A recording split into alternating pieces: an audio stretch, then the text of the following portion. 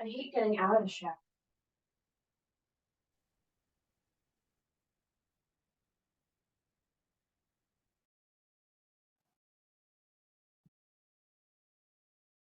Hey, Sonia, welcome. Hello.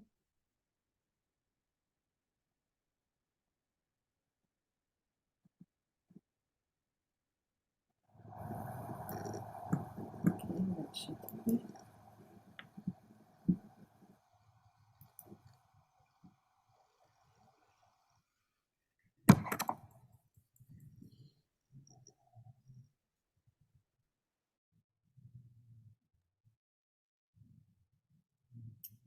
Joelle, and I'll let people in as they arrive. Thanks, Rick.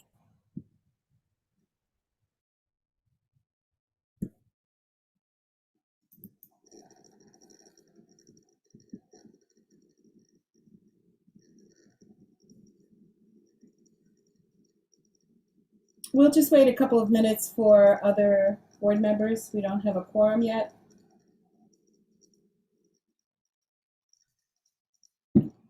I know Ellen is coming in later.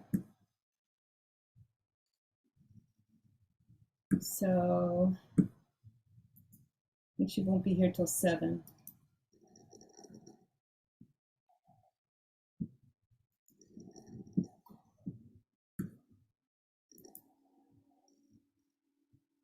Hi, William.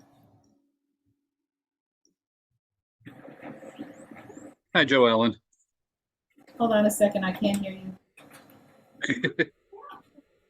Okay, what? I said hi, Joe Ellen.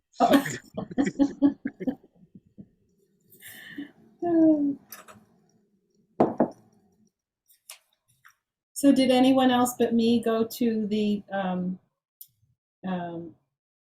well, I think you were there, Sonia, anyway, because you were in the audience, but you were, did you stay for the whole meeting, William, Tuesday night? No, I came from a Knights of Columbus meeting, and then I just stayed for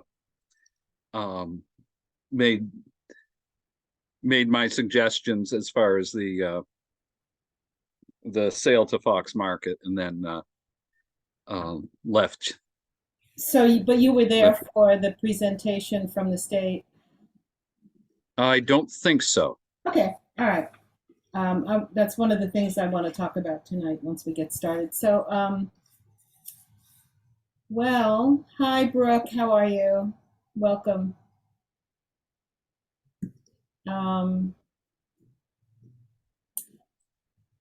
You know, there is nothing that we need to decide this evening. So I'm just going to hold an informal meeting. I mean, it's been warned, so we're cool with that. We're just not making any decisions. One of the reasons is I know that Ellen's coming. I had thought that our other new board member, Kwan, would be here. So I'm just going to open the meeting. And I wonder, William, could you take minutes, because I think that I just got an email from Emily and she's not feeling well tonight, so she might not. Okay, bear with me for a moment. Sure.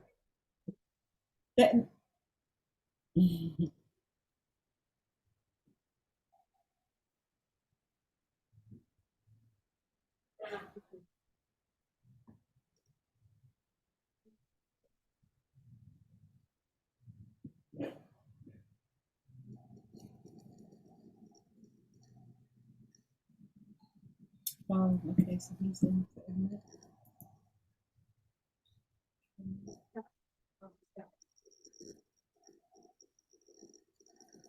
Okay.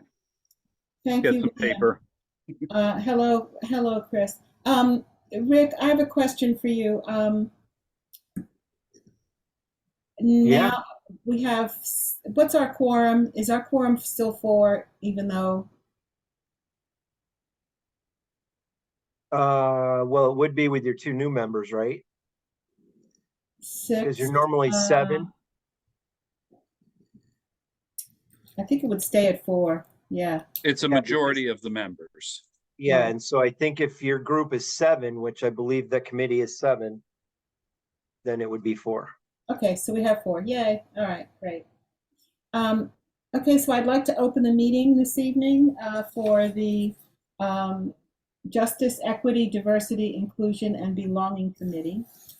I understand from the meeting on Tuesday night that now we need to record, but I am going to respectfully request that since we're recording and it will be available on our website once it gets, or I don't know if they're going to do it by website, or if you're going to have to ask the city manager for a copy. I'm not sure how they're going to manage it, but I would respectfully request that nobody else be recording this for their own purpose or to publish on social media.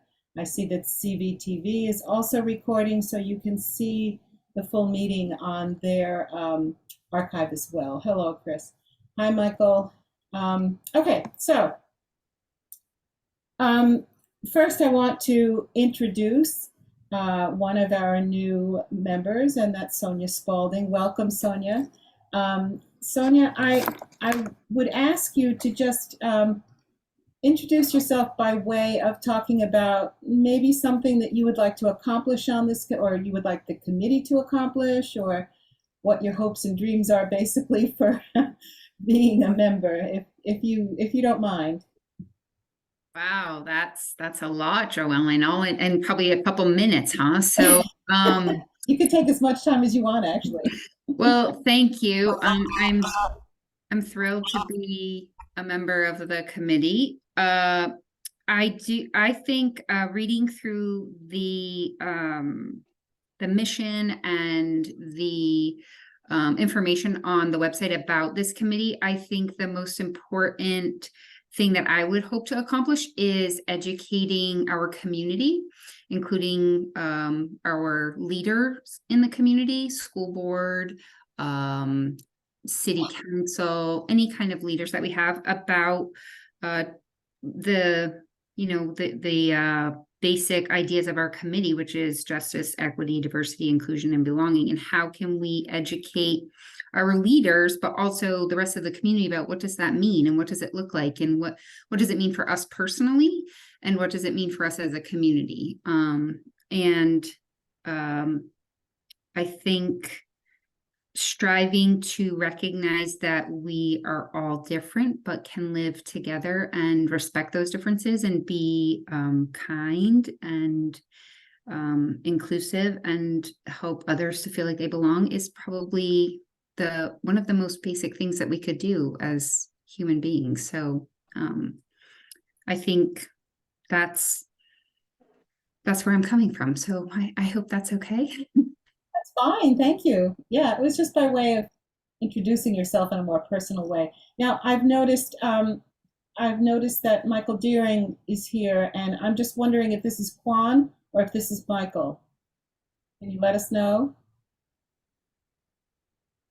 It shows as Michael Deering Sr., so I'm not sure if it's. Okay, you're right. I'm sorry. I didn't. Thank you, William. Okay. Quan Johnson is another new member. He is a senior at, okay, I got it. Thank you. Thank you, Michael. He's a senior at Spalding High School. He is a star, I think, if I could think I could say that, on the football team, or at least a member of the football team. And also he's on the student council. So he's a busy person. He's a senior. And I'm going to meet with him tomorrow to just talk with him about what his hopes and dreams are for being on the committee. So, but I don't see him here this evening. And that, I think that the last time I spoke with him, it was still football season, is it? I don't know. It is? Yeah. Oh, yes. My guess, even though it's dark, they're probably still out on the field doing some sort of Probably. nonsense. I don't mean it's really nonsense. Okay, so welcome. Okay, so are there any adjustments to the agenda that anyone would like to see? I was thinking we might want to look into putting out a statement regarding the events in Israel.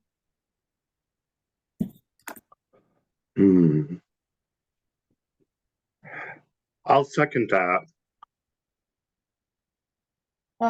Okay, so I will, so you're adding something to the agenda. Yes, I guess, Sonia, do you agree with that? Okay. I'm Yeah. okay with that. Okay. So, uh, well, the annual report thing is very short, so we'll put that after the flood restoration discussion. This discussion is going to be way more specific because I have an idea about how to proceed on that. So we'll put it after that if that's okay for folks. All right. Knowing how long it takes us to write something collectively on this medium, we might be here till midnight, but it's not normal, Sonia, don't worry. Are you talking about writing a resolution regarding the war in Israel?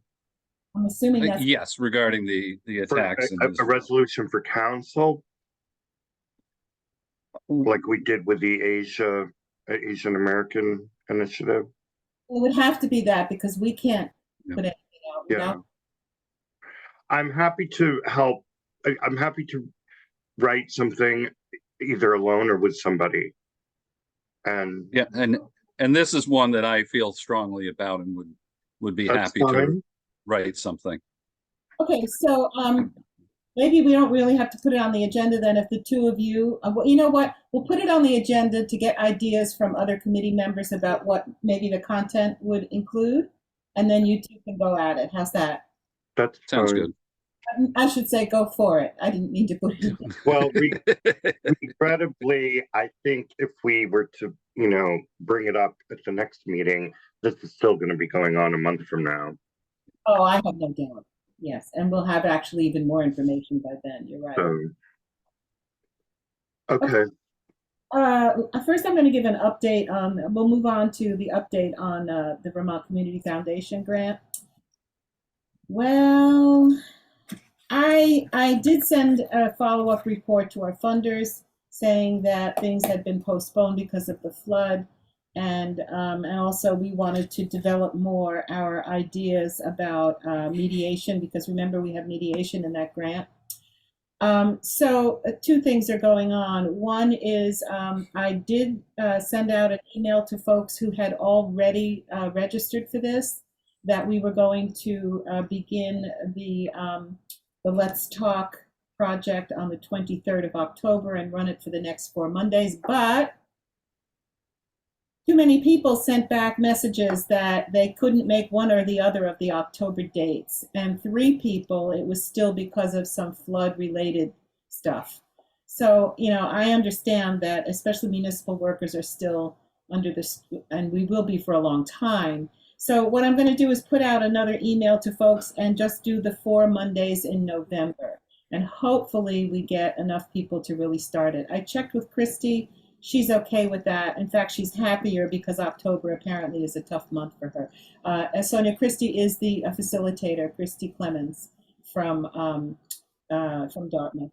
So that's the long and the short of that one. And I think regardless of what kind of responses I get from participants, we're just going to run those 4 Mondays and start the program. We have 2 more opportunities within the grant to do 2 more sets. And then what I wanted to do before that, and I'm going to have to ask for tech help because I'm never successful with this thing, is to put out a query to people on a larger list via one of those meetup things where you find out, a meetup calendar, to see if we can hone it more to people's actual abilities to attend from their perspective, not just set a date. Does that make sense to folks? Okay. All right, so I did send an email to people. You probably haven't received it, Sonia, because it was pre-you. This year's annual report, they didn't ask me for it yet, but I want to get out ahead of it because what I would really like this year is for each of us to write a paragraph or 2 about how we think we have had an impact on our city for the past year. In any way that you wish. I don't mind how it is. It really needs to be in your own voice though, so that we can show the full the full diversity of our committee in terms of how we view these things. So I did send out, I don't remember now because I'm not looking at my notes, but I don't remember what deadline I sent, but October 15th. okay, great. Great. Lovely. Okay. How about this? Or as soon as you, or as close as you can get to that date. Okay. Okay, Brooke says, what if we just joined? What does that mean? Oh, I'm assuming, Brooke, you mean if you just joined the committee. This would be a report from committee folks only, which you happily probably in this case are not. You don't have to worry about it. If you wanted, however, I mean, you're right. You don't have as much experience with what we've been doing anyway. So yeah, I certainly would include you if you'd been here for a year and you wanted to have your voice heard. That would be fine. All right, so please do that. That would be wonderful. Or you know, it could be really simple too. That you know, I really enjoyed attending all the meetings. But hopefully it has some pith in it so that it actually serves as a report. And I'll fill in the difference. Hey, Joellen, just as a reminder, the annual report is for last year, which ended on June 30th. So it'd be anything you did prior to June 30th. Okay. It's for the preceding year, so. Okay. What I generally do, Rick, though, is use this as use whatever we write as an opportunity to present to council. Yeah, So- no, I think that's fine. I'm just saying for the annual report, like we've had some people turn in stuff that said like August 15th, we did this. And it's like, that technically doesn't belong in last year's annual report because that ends on June. So just as a reminder, but I know what you're saying too. It makes sense to give it to council as well. Right. Rick, are we in FY 23 or 24? 24. Okay. Okay, so I'm going to introduce this topic. This is the flood restoration discussion based on some of the notes that I took at the presentation from the state. When they said their names, unfortunately, I know Julie Moore, so I know she was there, and Curly was the other person. I'm taking notes from their talking, so I didn't really catch all of their names. But anyway, there were 3 representatives from the state who came to city council to talk about to talk about an opposing view that they had themselves, which I thought was very interesting. On the one hand, they were telling us what a wonderful opportunity this is to rebuild in a way that is flood resilient, and we can look at all the aspects of it and take our time and really do a good job. And then over here, they're saying, you know, this money's going to run out really soon, so you better hurry. I thought that was very interesting. There are a couple of things that, however, alarmed me. They talked about having a bold action, and they had said that it's going to be led by the city residents, by the way, not just the city, but the city residents. So I underlined that. I think that we're going to have to hold everyone's feet to the fire for that one, because and they trotted out this project. I don't know who. I couldn't tell by what they were, how they reported, and there were no questions about it, who actually asked them to do this. But the state engaged Black River Design to do a redesign of the North End in Barre, kind of as a schematic to show how it could look. And then when I asked the question at the end if they had applied the Vermont assessment tool, you know, the equity assessment tool to their project, and they said no. So what I thought to do for this evening is to talk about specifically our Barre City equity assessment tool, and how it could be used to inform any kind of development that happens.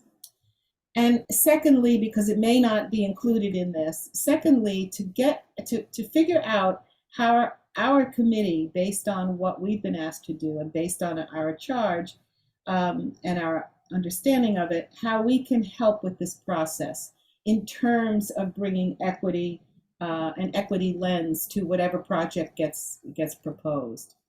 Because obviously the state isn't doing it, even with their own tool that they devised themselves with big professional help and spending a lot of money on it, and something that they had asked all communities to adopt. Don't laugh, come on. You know the state. You're a bureaucrat, you know better than anybody. Anyway, so my thinking is this. Rick is poised to do this. I wanted to put up the Barre City Equity Assessment Tool so we could take a look at it. And then if we thought that there were other things we could add to it, we would do that. Oh, I forgot. Brooke, I'm so sorry, I forgot. First, the other piece I think that's really important is to find out from Brooke what the other organization, Barre Up, I think is their name. Am I correct? The one that was formed so that we could continue getting help from FEMA. And Brooke has been connected with them. So Brooke, would you give us a little kind of report about what they've been doing and what they intend to do so we can figure out if we can be of service there too? Unfortunately, I don't have a lot of information. I did speak, oh no, who did I speak to today? So I reached out to Amanda, did not hear from her, but I didn't reach out to her till this afternoon, so that's not her fault. And just like, I think, I don't know if everyone on this meeting knows about the October 18th follow-up for the community flood recovery focus groups. Do people know, or? Yeah. Yes. Can you attend that via Zoom, or do you have to go in person?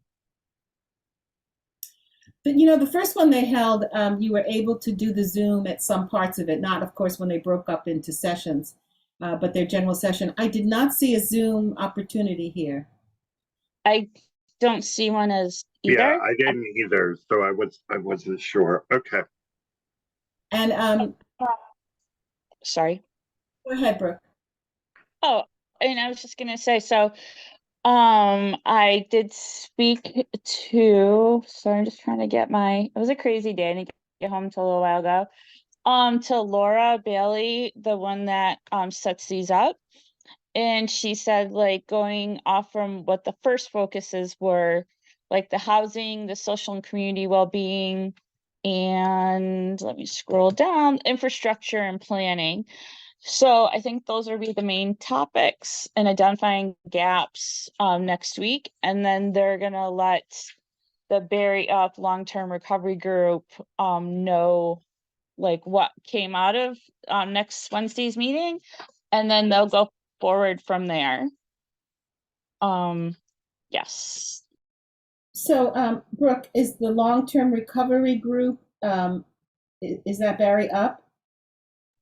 Or is that yet I believe so. And that's why I reached out to Amanda, because earlier this week, Chief spoke to me and said that Nicholas had spoke to him about me being part of that group. I have attended their first meeting, and that was the first one, or first and only one I had attended. And that was another question to Amanda I had about, like, am I supposed to be attending those groups, and do they want me at them? But I have been attending the local Thrive group, and which was Monday, Wednesdays, and Fridays, and now it's every Wednesday. And we just kind of go through like what Capstone's doing, what public health is doing, yeah, and different agencies. So Thrive is, please? I'm sorry, what? Can you describe what what Thrive is, please? Thrive is through the Green Mountain United Way. Tanya Kristen hosts it, and she it's just pretty much any service provider, and we go through kind of like what we're all doing, and like we identify certain topics that we might want to address. I know lately we, of course, as everyone has been talking about the homelessness and talking about the people that have high medical needs, and that there literally is no place for them to go, not even like hotels. So that's been something we've been trying to focus on. So thank you. Great, thanks a lot, Brooke. The other thing that alarmed me, by the way, I just want to put this out there, is that during the report, they mentioned that what they had been doing is looking at going through the surveys that were taken during the flood time, finding those people who had identified that their homes had no heat, and then backtracking and sending a query to all of those folks that had said that. This is around the state. This was a state program. This was not just for Barre. To ask if they still were without heat and what their plan was for this winter, because now it's cold, right? And they determined that there were at least, probably more, but at least 50 families, 50 homes that were without heat in Barre right now. And then when the city council asked for that list of people, they hedged. They said they weren't going to necessarily give it to them. So that worried me, that here we have a federal agency taking the information, a state agency that compiled and analyzed it, and they won't send us the names of the 50 people or the 50 families or the 50 homes that are without heat, so that we can maybe hop to and do something about it locally, right? That concerned me for two reasons. One, why are they not sharing information with anybody that has an official capacity of any kind? And two, those poor 50 homes without heat, and probably more, because they were saying that not everyone returned the queries that they sent out. I think they had a success rate of, I believe they said 60%, but I didn't take that note, so I don't really know. Anyway, those are my concerns, and I think that at the very least, the first thing out of the gate, which is this plan from Black River Design, which, by the way, they didn't have any copies of. Not submitted them to anybody, so nobody knows what they even look like. Now, William, calm down. It's okay. It gets better. So this is my idea. I hope we can manage it, is to somehow get a hold of that and then apply the Barre City Equity Assessment Tool to it. Not only to see, they might have done some of these things, they might have, as a company, gone in and answered these questions. I don't know. But anyway, to hold them to this particular assessment tool and maybe practice with them how we could influence their ideas, their design, whatever. Anyway, so that's the plan. Any questions? Yes, Sonia. So I heard it differently, and maybe the truth is somewhere in the middle. The way that I understood it was that Black River Design was going to be creating a plan, and that they were going to come back in a couple weeks to present the plan. That was the way that I understood it. So I don't know if there is a plan that has been drafted already, or maybe they're working on it. I don't know, but I don't think there is a plan that exists just yet. And when Janet Shatney got on the call and said that Black River Design had reached out to her, I'm assuming that was probably to get some information. Was she planning? She's a planning director. Right. Yeah, planning director. Thank you. So I think it's in the process, and I think it sounds like this is a good strategy, though, for us to use, because then if I don't think there's a plan to be had yet, but once there is, we could talk about how the plan maybe needs to be run through this equity assessment tool, to make sure that we are not, that it is addressing the needs of the community and is equitable. So Right. The value of this particular tool is that it gets used alongside and integrated into the entire process.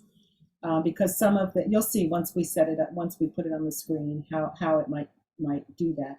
So I'm glad that they haven't completed it, but according to the state, they're not going to use their tool on it. So yeah, that's a good idea.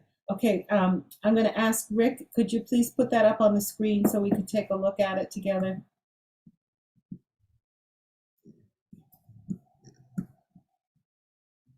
Give me 1 second to find it here. I have it open. Just got to find which one it's on. Take your time, because if it was me doing it, it would be midnight. Okay.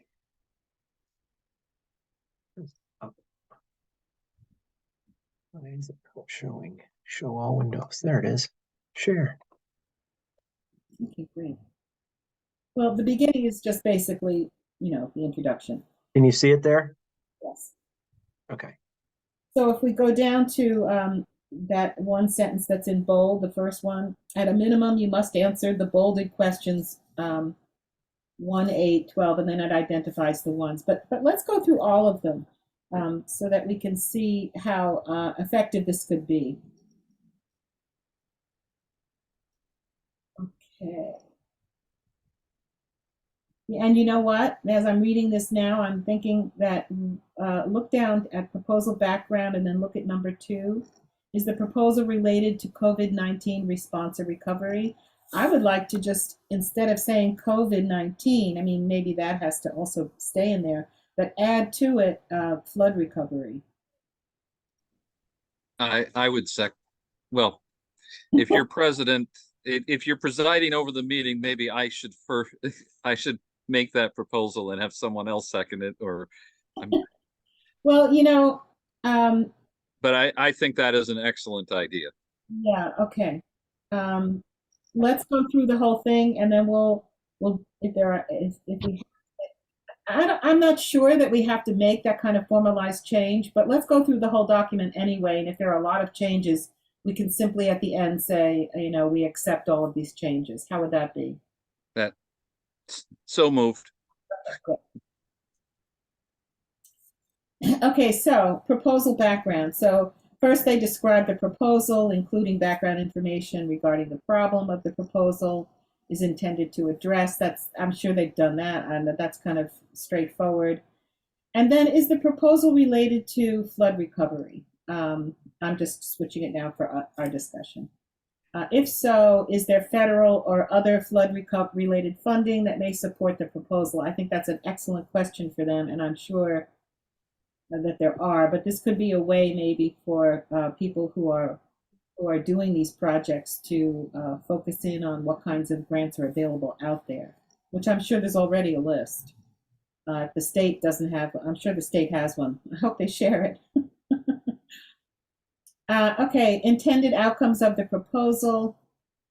These are all very relevant questions here. What are the consequences of not implementing the proposal? Well, that's pretty clear. People would get flooded again. Fiscal implications of this proposal for the city of Barre? If yes, please describe. And then is the proposal evidence informed? This is the one that I think is going to take some research on the part of whoever makes whatever design. Is the proposal evidence informed, and what kinds of evidence would be used? Okay, so I know that there was a lot of canvassing going on during the flood itself. That's what worried me about the state saying that they were able to get information from FEMA, but then might not share it with us. So there's probably a lot of information out there. I have been looking ever since we just began discussing this in our committee. I have been emailing people to try and track down where this data is, who has it. I have not had much success, and now I can see why. I mean, I don't work for the state, and I'm not, an official person. So maybe it takes that in order to to get information. I suppose we could do a FOIA if we had to, but that seems ridiculous. Anyway, so I know that there's evidence out there in terms of, you know, that there was evidence, that there was data gathering, but I just don't know if we can access it. Okay, so all of those questions seems like they should be pretty basic to any kind of design that they come up with. You want to scroll down to strategic plan?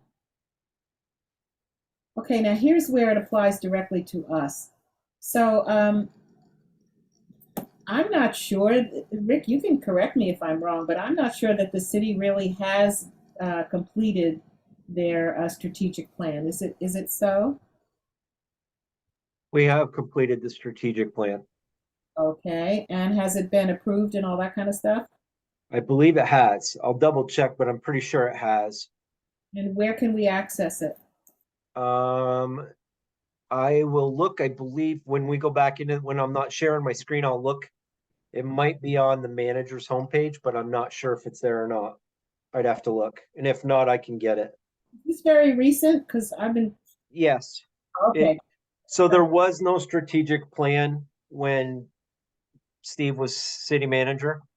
This Right. all happened right at the end of him being city manager. The process started and then we went through it with Nicholas, and it's either done or we have one more meeting that got postponed because of the flood. And that's where I'm just not quite sure where it stands. But there was a strategic plan developed with a consultant for Barry. great. And do we have a municipal plan?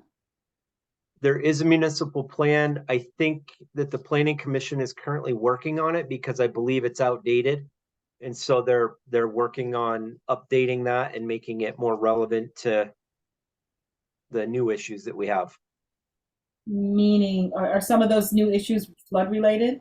I think some of it's flood related. I think just some of the content that was in there was, I believe it was like 10 or 12 years old, and Central Vermont Regional Planning said, you need to update this. And so we don't have a planner. So Janet was working with the planning commission to try to move that forward. And I'm just not sure where that is. I can find out and get back to the group.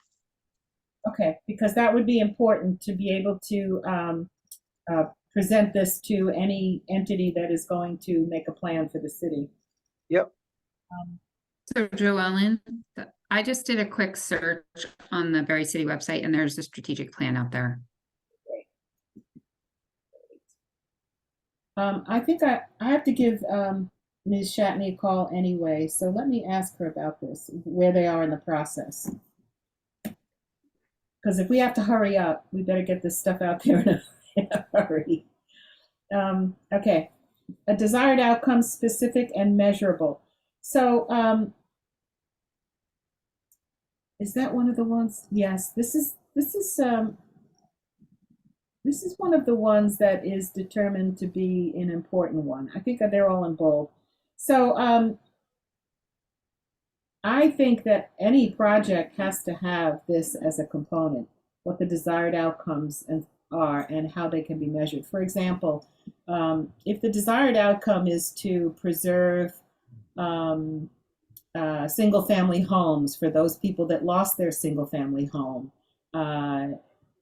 and the plan is all about multi-dwelling units, that's obviously not gonna fit. So that's the kind of thing I'm thinking about when I think about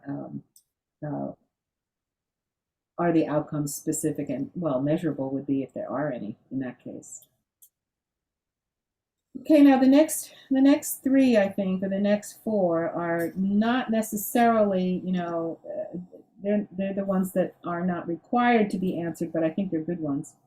Do you have sufficient population level data to understand whether the proposal would address or create any racial disparities? If not, what data would be needed?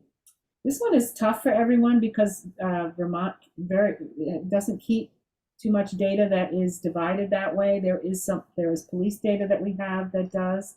And believe it or not, the Youth Risk Behavior Survey also tracks that kind of thing. So we can maybe figure out how to extrapolate the actual numbers of people of color. So, yeah, that one's going to be tough. But it does ask what data would be needed, so maybe that's something we can help with. If implemented, this is number 10, can you collect disaggregated demographic data, track it, and evaluate it to assess equity impacts? You know, I think that's a great idea that get put into any proposed reconstruction. And that we can figure out as a city how to track this information, so that, because if you don't, if you don't track some of these things, then we can't really plan for the future. I mean, it helps when you have it to plan for the future. Okay, then 11 is, are there staff trained to analyze the data related to the proposal? Well, if I used this Black River Design and State project as an example, then the question then would be, whose staff would analyze the data related to the proposal? Now, the state has all kinds of wonderful staff, especially equity staff, but who tells them what to do? I mean, they have their own, agendas and their own work and tasks that are given to them. But I'm wondering if we can figure out how to engage the state's diversity and equity committee to help with that one. Because I don't think we do. Do we, Rick? Who's good at who on staff, Rick, would analyze data? Nobody would analyze this kind of data. I mean, this is not something we have staff for. Yeah, that's what I thought. Okay. So we need to. My guess is what's happening is because the state's asking legislators in Washington to give the state and local municipalities more money, they're trying to come up with plans in a hurry to basically get a financial amount so they can submit it, so they can justify what they're asking for. And that's why it's probably not gone through all the committees and the diversity, eyes and everybody else, because they're just trying to figure out how do we put something together so we know what we're asking for and we can justify it. Well, that's one of the big concerns I have about disaster planning or after disaster planning, is that a lot of times disaster is used to get around things like, which he's already done. The state has already waived a lot of environmental considerations, for example.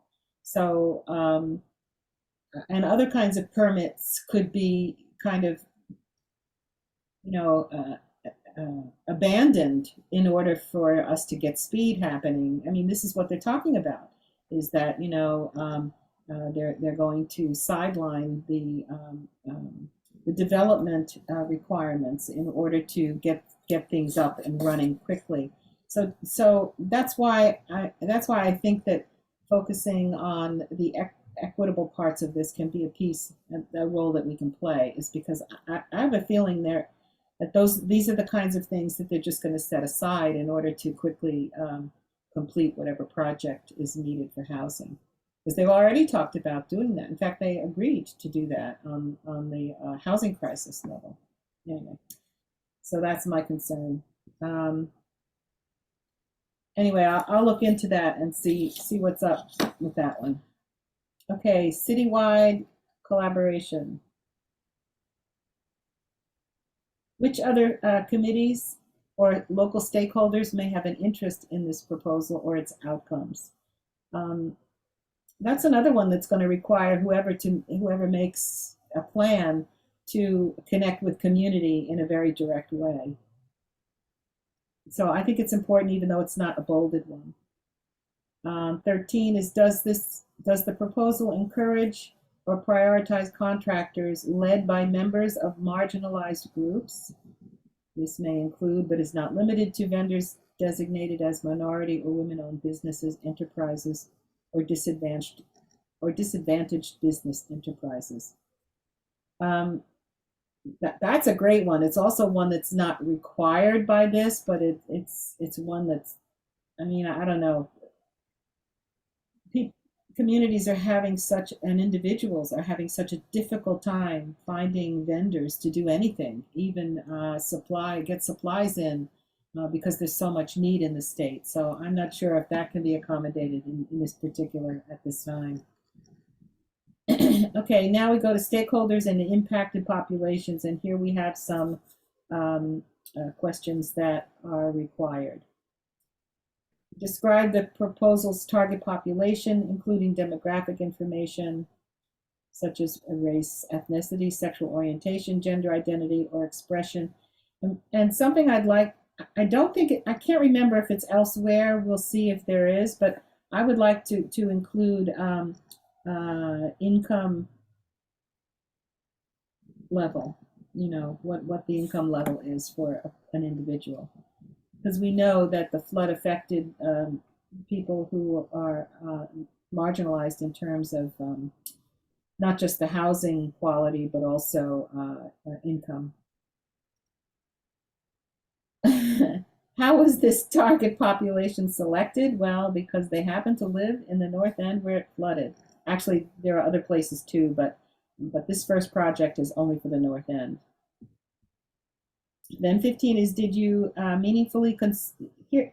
Now here's where I think we can have a huge impact. Did you meaningfully consult with community members in developing this proposal? So just working with the city, just working with the head of some organization like Capstone, I mean, that's not going to cut it. There needs to be some kind of meaningful consultation with community members.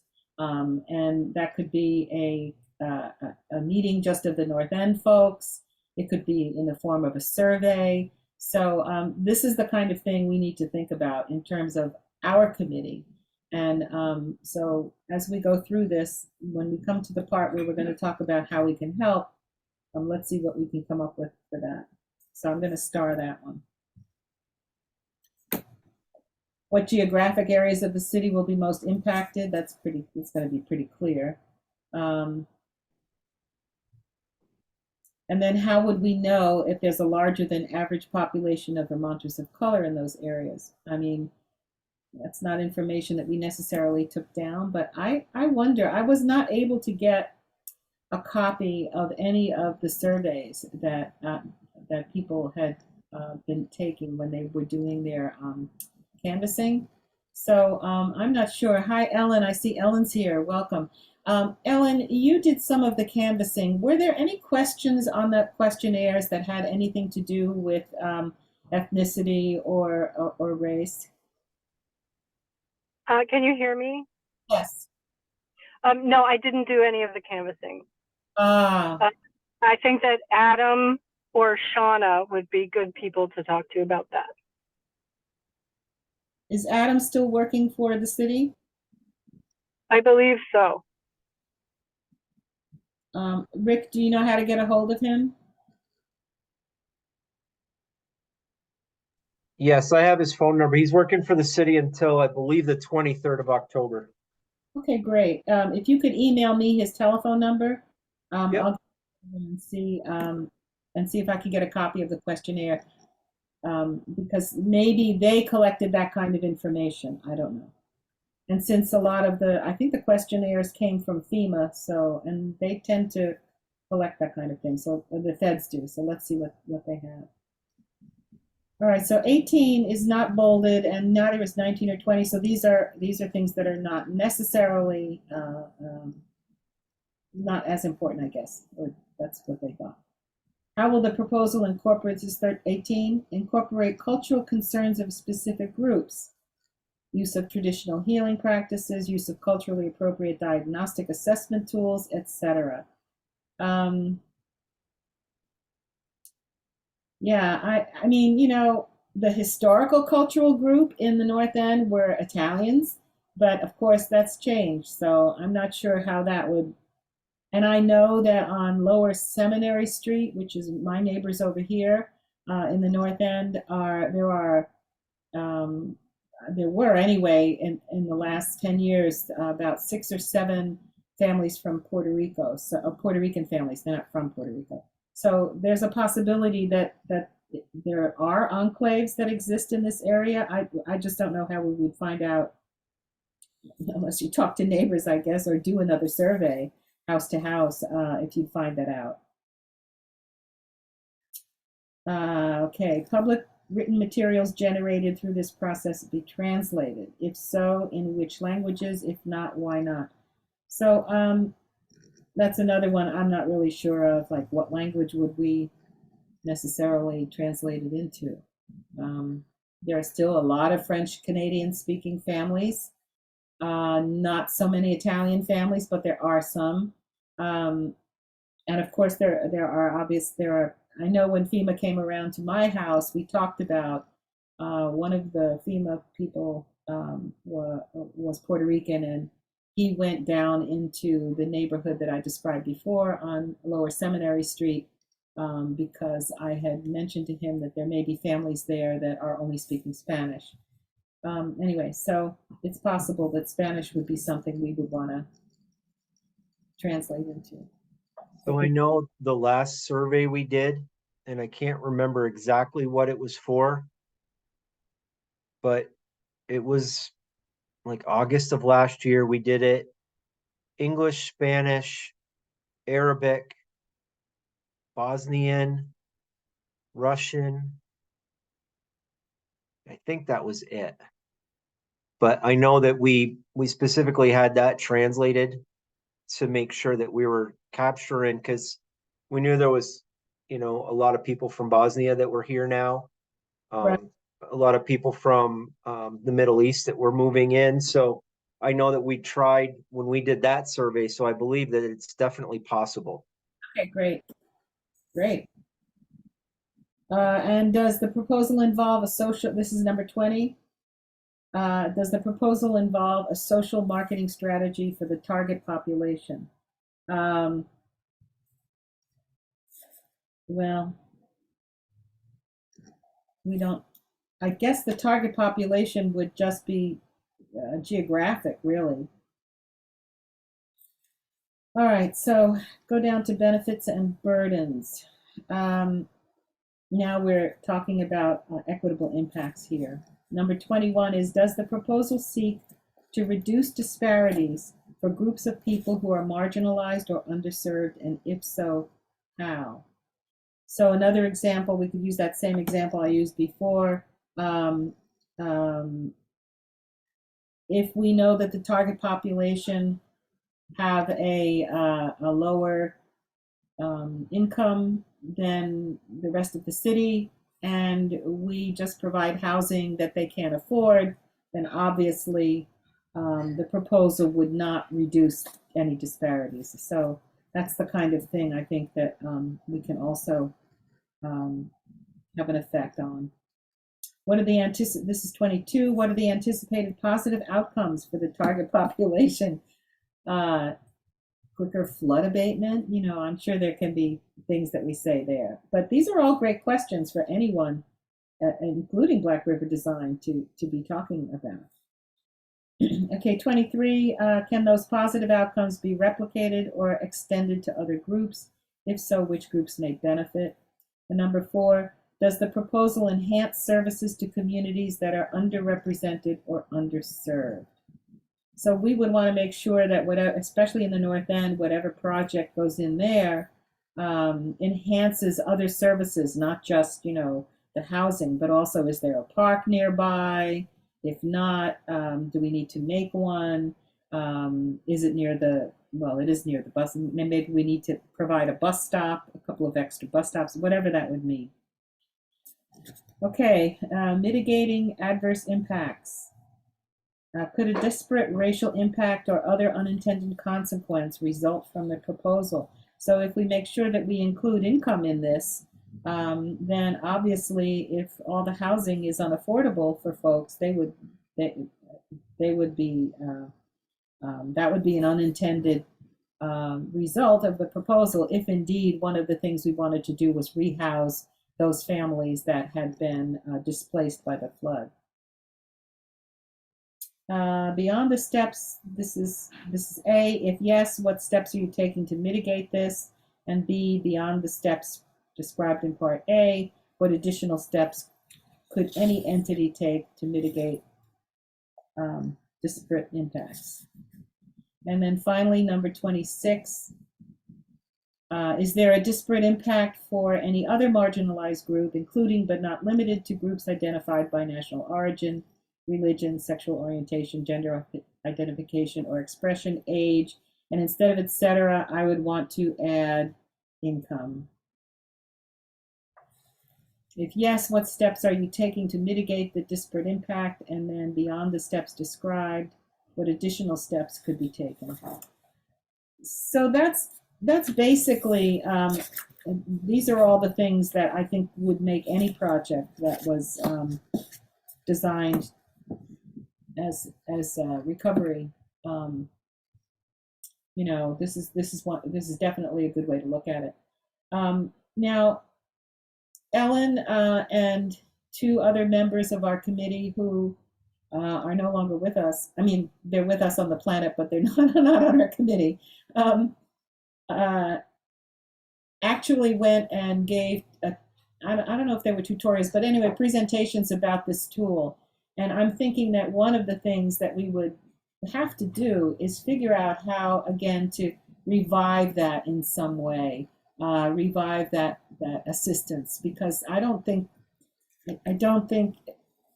I'm not encouraged, let's put it that way, that the tool, that the person responding to my question on Tuesday night kind of gave a look like what are they talking about? Didn't realize, or maybe doesn't even know about this tool. I don't know how widely it's being promoted in the state. So anyway, I'm looking for folks to respond or ask questions, or Rick, you could probably take the document away and I'll send it out. Probably everyone has a copy of this except for Sonia, yes? And Brooke probably doesn't have one either. So I will make sure I send a copy of the tool to both of you, so you have it. I believe it's on our website, but I wouldn't swear to it. So what if It is on the website. It is on the website. Okay, great. I would make a motion to change to remove any references to COVID-19.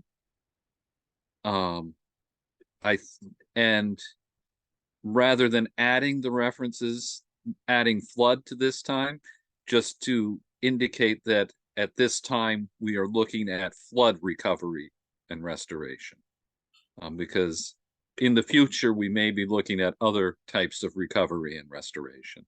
That's true. Any other comments about that? Just any second? I'll second it because I think that's important, but I don't know if, I mean, I think it should be, to William's point, it should be maybe more general, and then it could be applied to whatever situation, whether it's COVID-19, a flood, or some other, God forbid, natural disaster that happens. Would you still want to include the words flood recovery? I don't want to include it as the general document, but basically we can certainly indicate that in this instance we are looking at flood recovery, although I think people will know that. Yes, well, maybe not people in 2050. Does anyone else want to speak to this? I'm a little reluctant to take out COVID-19, and I'll tell you why. It's not gone. And when this tool was developed, I think there was, maybe this is related to money, that there was COVID-19 money out there, and I'm not sure if COVID-19 money is done. It might come back. Or I actually don't know why it was put in there, other than maybe those two reasons. Was it related to ARPA funding? It might have been. I'm not really sure. I can track it down, but I'm loath to take something. I'm happy to add things to it, only because of its adaptation from a state document, and I think we wanted to stay as close to the state document as possible when we reformed it for our use. Can I ask a question? Yes. I'm not completely tracking what what you're referring to right now. Is the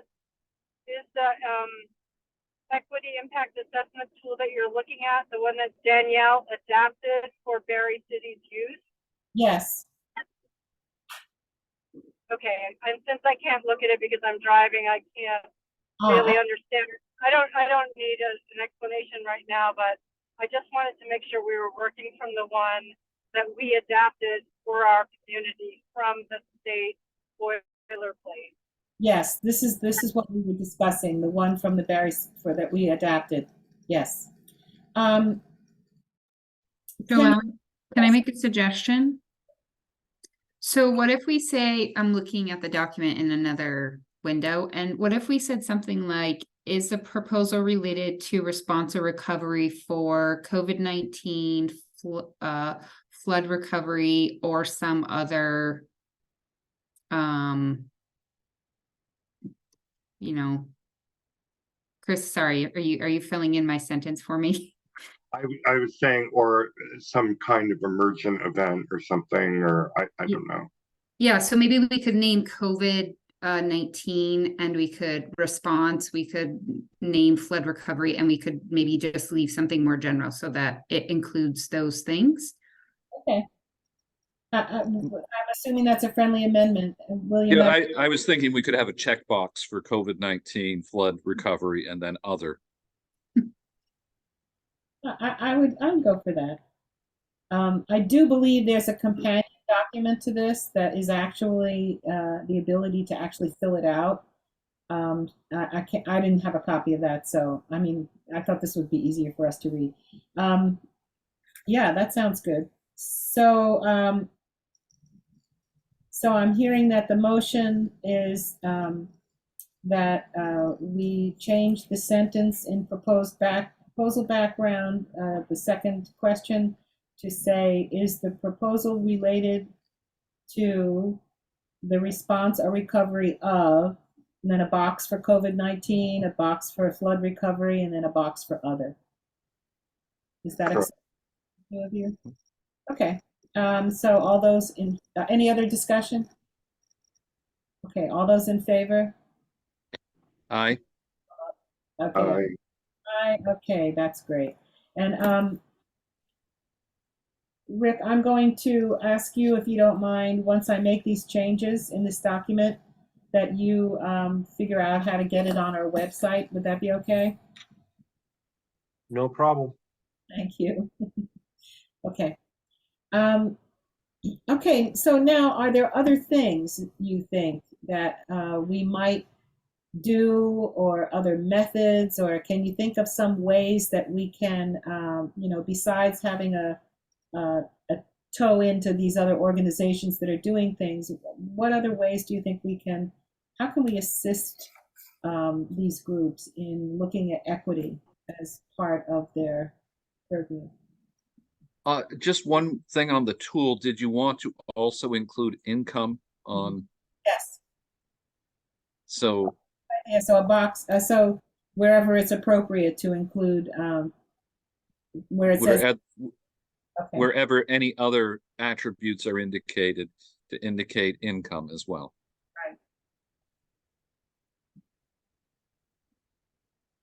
Right. Okay, thank you. So I would make that motion. Okay, is there a second? I'll second. Any discussion? Okay, seeing none, let's vote.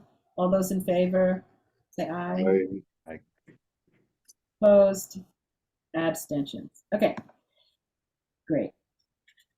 So, so here's, I'm not seeing anyone is interested in, not interested. I'm not seeing that anyone has a comment about that. So why don't we be thinking about this? I think I'm going to call an emergency, not emergency, a special meeting in a couple of weeks because hopefully in 2 weeks, we'll have some more information, not only about this project from Black River, but also there are a couple of other meetings, including the one on the 18th, where we'll be getting some more information. And I'd like you to be thinking along the terms of how we can help. How do you think we can help based on what our focus is?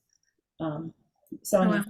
Can we, I mean, I know you asked the members of the administration if they had they have used the assessment tool to help develop the plan, but it's a plan, which means it's not set in stone. So can we lobby the city council to run the proposal that they're going to present through the assessment tool that we have? Can we ask them to do that? That's the direction we're going, and I think we should go in, absolutely. Because I think we should ask them sooner rather than later so that it's not a surprise, and that we can also make sure that we're addressing the concerns that we have ahead of, as early in the process as possible, I guess. So the next city council meeting is on, when did they have? I think that the next one is the 24th, is that correct? Or the 17th? There's one on the 17th, but it's a special council meeting for one item. And then there's one on the 24th, which is a regular council meeting. But they would still take public comment in the beginning, right? I would think so. Yeah, the one on the 17th wasn't supposed to be a meeting. It just came about in the yesterday, I think. Okay. Do you know what the topic is? I believe it's a change to the contract with the Wheelock House, but I'm not positive. So here's my suggestion. Now, I can't make the motion, but one of you can.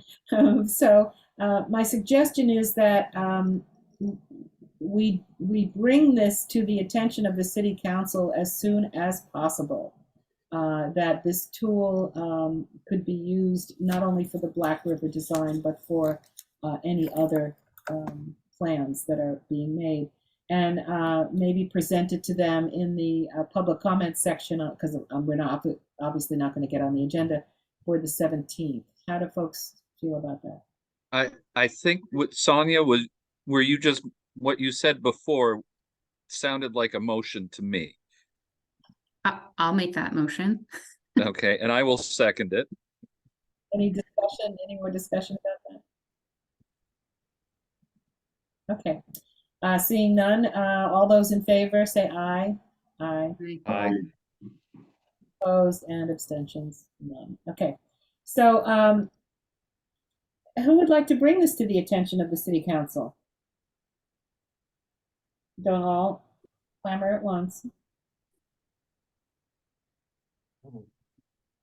Well, I'm always happy to be above the fold, so I'd be glad to do it. But if someone else would like to, I'm happy to also pass it off. Okay.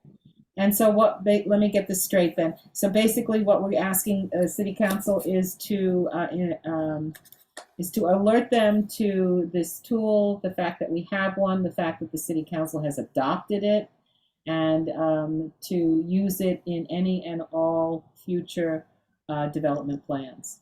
Does that make sense? Is that a good way to say it? All right, let's move then to statements on Israel. So here's how I'd like to do this. We do have an agreement from William and Chris to work together to put out now what did you call it, William? Proclamation? Yeah? I think we were saying a resolution. Resolution. Okay, so we do it in the form of resolution for, okay, so are there any things, well, you know what? Maybe the two of you should just work on it and then bring it back to us at a special meeting in a couple of weeks. And then we can talk about it then and tweak it any way we wish. And it's a little hard. It's a little easier if we have something to work off of. And if you could get it to everyone before we have the meeting, and let's talk about when the meeting could be. This is the 12th. What about the 26th? That's a Thursday. I think that works. 26th at 6. 6:30. Yeah, that doesn't work for me, but that's okay. Okay. Let me see. Emily and I think are gonna be at a school board conference that day. So we both will not, I'm pretty sure she's attending and I know I'm attending on the 26th. And It doesn't have to be a Thursday. We could make it any day of the week, and since we're all talking to each other, you know. I could do the 24th or 25th. How is the 24th for people? the 24th isn't ideal for me. About the 20th? And the 25th, I have a school board meeting, but Yes. Would a Friday work? I can do Friday, but Friday the 27th? Mhm. Yeah, okay, so Friday the 27th at 6:30, a special meeting, and we can make it short and sweet, so, okay. yeah, and then we'll look over the resolution as well. Can you guys get it together by then, you think? Yeah, well, Yeah, when well- does it need to be warned? That meeting would need to be warned by the 19th. You don't have to put it in the warning, it's okay. You don't have to put the statement in the warning. Right, but you also asked me to do the minutes for the meeting tonight, so. Good on you. if William agrees, we'll try to get something to you by the Sunday before that Friday. Okay, and I'll work on something. Okay. You two know how to get in touch with each other, right? Yeah, well, yeah. Great. Yeah, we've still got old I can't emails. even imagine. Yeah, it's just so heinous, the whole thing. But anyway, okay. Okay, so we don't do a round table, but does anyone want to make any comments or say anything? I just want to confirm that Ellen K was, because I didn't hear you, Ellen, whether you were part of the unanimous approval on the various items. No, I didn't vote on anything. Okay, Abstain? Okay. Thanks, Ellen. thank you. Seeing that I think we're cooked. Yeah? Two things. Yes? I apologize for missing the meeting last month. I totally spaced it because I wasn't even reading my email. And that's due to the fact that I have a new job. I started in July. And this discussion tonight was kind of awkward. I'm working for the Department of Environmental Conservation. And I know the commissioner testified Tuesday night about some of these flood issues. I worked on something flood related just today. So I'm just, why am I raising that? Just so, you know, if I'm not effusive and whatever it is, or not forthcoming, it's because, you know, I have to straddle a certain line maybe, so. But Are you referring to personal energy level stuff, or are you saying that there could be some discomfort with what your new role is? so far, I don't think there's any discomfort, no. But down the road, I don't know. I know I'm interested in serving on their equity committee and also on their being part of the Environmental Justice Advisory Council. But I can't do anything while I'm on probation. And as William knows, it's a 6-month probation. So, you know, I have to stick to the, you know, basic job functions. And as far as getting demographics and finding information about the people who were affected in Barre, I know that there is there's going to be the abatement process that things are going to go through, and we will have I believe it will be public knowledge, the people who are abating their taxes, and that will give us something of an indication of who was affected by the flood. I actually missed the last meeting on September 27th, so I won't be, I don't think I'll be able to do anything at our next meeting on the 25th because it's part of a, that is something, I believe I was doing tax appeals that was tax appeals as opposed to tax abatement. But that could be where we're getting the information, and there might be legal requirements that the state and the feds can't share the information. That would be my assumption. Okay, that's a good idea, and I'm sure that Ms. Shatney has a handle on that. I'm sure they're connecting with her. Because she's it, right, Rick? There's no one else. No, I mean, there's lots of people right now that are all playing different roles in everything we're doing. So, you know, she may know pieces and she may direct you to somebody else that may know pieces. Cause I know, you know, I'm dealing with the whole insurance side of everything. But Dawn's dealing, our finance director / assistant city manager is dealing with all of the financial and FEMA stuff. So we have different contacts. Depending on what it is, you may get passed around to different people, but we're all trying to figure out all the pieces and put them all together. Okay, great. Well, hopefully we can be useful in some way, in some real meaningful way. Okay, so I think we're cooked, yeah? So our next meeting will be on the 27th. It will be a special meeting, and yeah, I'll put out the agenda for that. Or if anyone else wants other things on the agenda, definitely connect with me. I think I'll put it in by the 19th. I will, I'll double check the 27th. I can't imagine that there's anything scheduled because typically we don't schedule meetings on Friday nights. Right. So I don't think there'll be any conflicts, but I'll just double check, Joellen, and if there is, I'll let you know. Thank you, I appreciate that. Yep. Great. All right, everyone. Thank you. Motion to adjourn. I second. Okay. Have a Bye, good night, everyone. everybody. Good night. William, I'll get in touch with you soon. Okay, All sounds right, good. take care. Thank you, Rick. Bye. Bye.